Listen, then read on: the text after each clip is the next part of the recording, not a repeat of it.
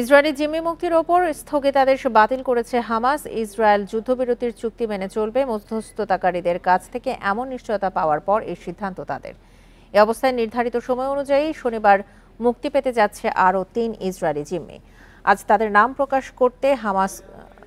করবে হামাস কর্তৃপক্ষ। তবে হামাস মুখপাত্র আব্দুল লতিফ আল কানৌ বলেন, মার্কিন প্রেসিডেন্ট এবং ইসরায়েলি প্রধানমন্ত্রী গাজা নিয়ে যে হুমকিমূলক ভাষা ব্যবহার করেছেন তা যুদ্ধবিরতি বাস্তবায়নে সহায়ক নয়। এদিকে গাজায় ইসরায়েলি যুদ্ধাপরাধের তদন্তের দায়ে আন্তর্জাতিক অপরাধ আদালতের প্রসিকিউটর করিম খানের ওপর নিষেধাজ্ঞা আরোপ করেছে মার্কিন অর্থ বিভাগ। বৃহস্পতিবার জারি করা এক নির্বাহী আদেশে ট্রাম্প এই আদালতকে অবৈধ অভিহিত করেছেন।